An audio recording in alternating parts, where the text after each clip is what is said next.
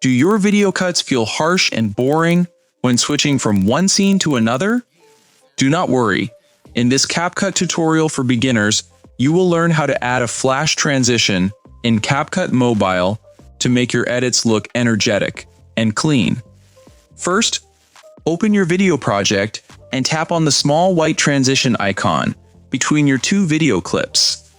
Now, look at the transition categories. Tap on Light or MG and select the Flash White transition.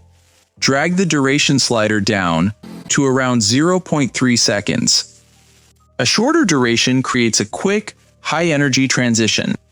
Here is a secret pro tip.